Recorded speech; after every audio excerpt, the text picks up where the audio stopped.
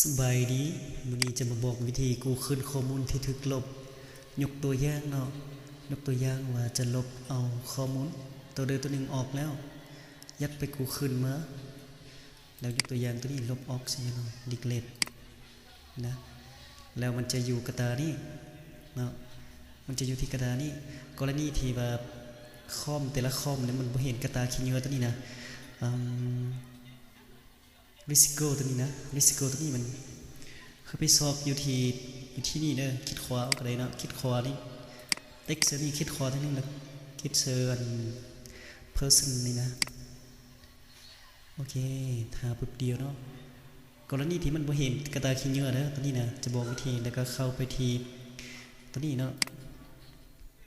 นะแล้วก็เลื่อนขึ้นมันยูเตอร์แล้วก็จะเลื่อนลงแต่มันต่ออยู่นี่เนาะนี่เดสก์ท็อป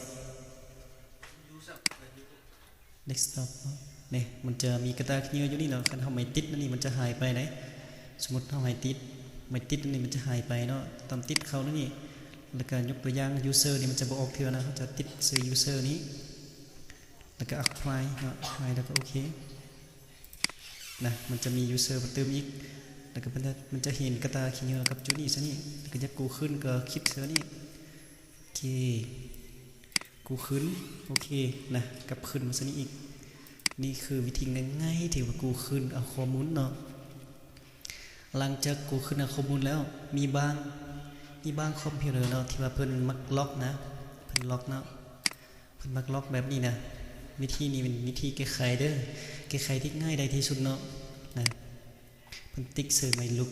นะแล้วมันจะมืดปิดแบบนี้เนาะวันนี้เขาคิดใส่ยังกับบ่ออกมามันออกเตนั่นนี่นะเนี่ยมันจะออกแบบนี่มั้งวันนี้จะไปสอบกันทั้งเด้อเนาะจะเขียนได้อย่างต่างๆนะแล้วมันจะอยู่แจ้นี่เด้อเนาะมันจะอยู่แจ้นี่เข้าไปที่แจ้นี่แล้วก็จะลืมปิดเสือนิ้วมือนี่คลิกใส่นะมันก็จะหายไปคือกันเนาะนี่คือวิธีล็อกอันแบบธรรมดาเนาะคันเจอปัญหานี่ก็เป็นลองเบิ่งเนาะว่ามันสิได้บ่แล้วอย่าลืมเนาะมีหยังก็กดไลค์เฮาเด้กดติดตามเฮาเด้ถ้าว่าอยากคุยหยังก็คอมเมนต์มาเลยเนาะจะมาบอกให้